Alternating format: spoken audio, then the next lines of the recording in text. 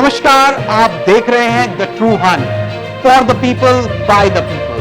मेरा देश बदल रहा है, आगे बढ़ रहा है। एनईपी पॉलिसी यानी नेशनल एजुकेशन पॉलिसी 2020 के इम्प्लीमेंटेशन को लेकर चारों ओर आज चर्चा हो रही है और ऐसे में अगर इसका संज्ञान किया जाए तो इसका सही तरीके से इम्प्लीमेंटेशन भारत की प्रगति की गति में भविष्य में एक महत्वपूर्ण योगदान अदा करेगा, जिसके चलते अगर नेशनल एजुकेशन पॉलिसी 2020 की बात की जाए तो ये भारत के भविष्य कहलाए जाने वाले सभी विद्यार्थियों को प्री प्राइमरी एजुकेशन से लेकर हायर एजुकेशन तक उनके ओवरऑल एकेडमिक कैरियर की बेहतरीन तरीके से ग्रूमिंग करेगा, जहां पर उनके एकेडमिक करिकुलम के साथ साथ उनकी वोकेशनल ट्रेनिंग पर भी काफी जोर दिया जा रहा है, ताकि एक विद्यार्थी अपने एजुकेशन करियर को समाप्त करने के बाद अपने लिए चुने किसी भी रोजगार या कारोबार का हिस्सा बन पाए। ऐसे में एनईपी पॉलिसी 2020 को पूरे हुए 3 साल के उपलक्ष्य में मुंबई प्रेस क्लब में आईआईटी से प्रोफेसर अविनाश महाजन, प्रोफेसर एस सुदर्शन के साथ साथ डिप्टी कमिश्नर केंद्रीय विद्यालय संगठन मुंबई से आई मिसेस सोना सेठ और joint director ministry of skill development Shri Ketan Patel की 3 years of national education policy 2020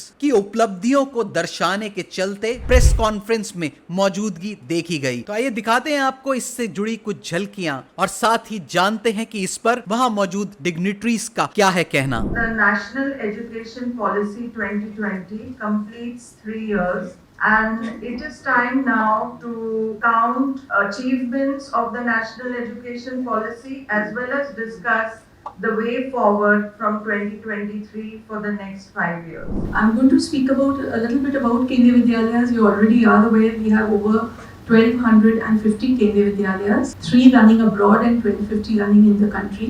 Mumbai region, which I am representing, has 69 Kendriya Vidyalayas. We have 64 in Maharashtra alone. We have KVs in 20 districts of Maharashtra, and we are in fact right now reaching out to more districts also. I just wanted to say a few words about the new education policy and what it implies for the IIT Bombay and broadly for the IIT system.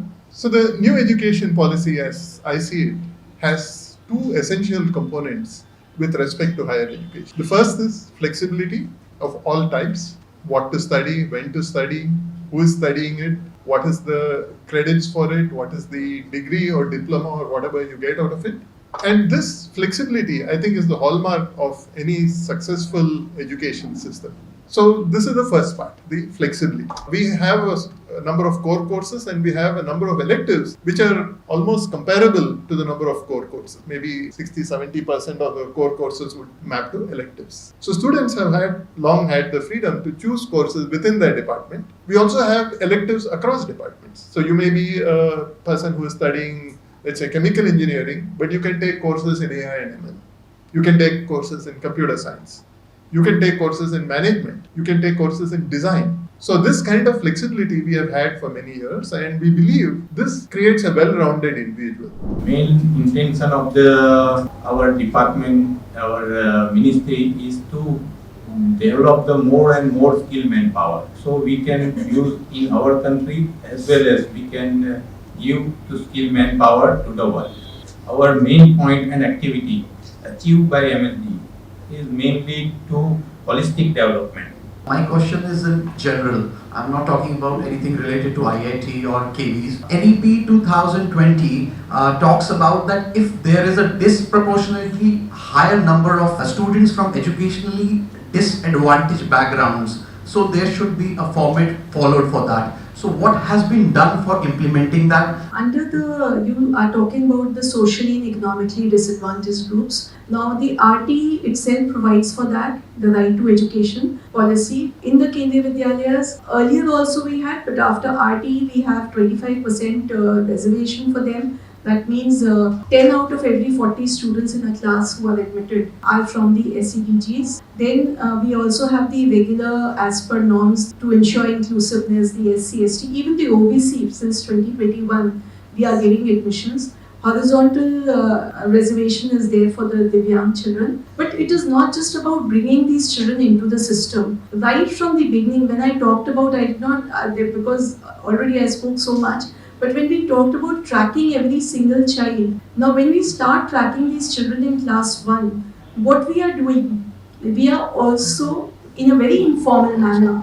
We are talking to parents. Right now, for the last 3 years, every student, we have an entire, picture of the child's family background, educational background of the parents, social and economic background, and all this is done on a very individual basis, kept anonymous for the rest of the people, but the teacher knows. So the teacher knows, okay, this child is coming from a difficult background. So maybe if he has not done the homework, he is not to blame. There are circumstances to blame. So perhaps he needs to be helped in the school.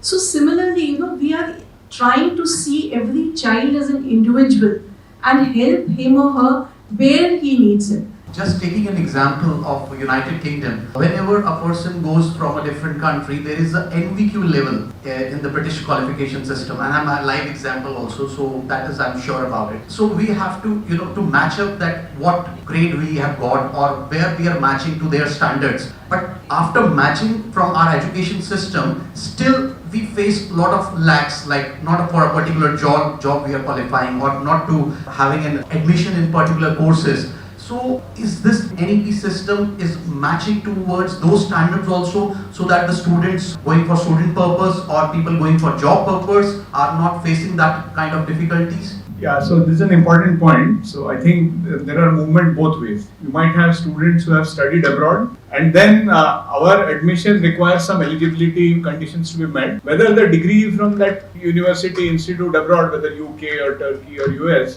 does it meet the equivalent condition here? So this is one thing to be established. So presently and for a while there has been a Association of Indian Universities, the agency in Delhi, which determines this equivalence. So this is mostly for those who have studied outside and coming here. The NEP has also set up a committee which will do this at a much more broader level to look at this in terms of the credits that are done in focus areas and so forth. And so this is going to be an outcome which will maybe get established pretty soon. This also answers your other question. What about the degrees that we are pursuing? And so somebody who has a bachelor's in engineering from India, how does they stand up against a similar degree in another country? So there's an effort in NEP to match these credits, whether UK or Europe or US or Japan. So all these have somewhat different mechanisms, but there is an effort in NEP to establish some kind of matching arrangement so that the number of credits that are done here towards a 4-year bachelor's degree. So that's why this now says there will be a 4-year basic bachelor's degree. So this matches with the typical duration in other countries also.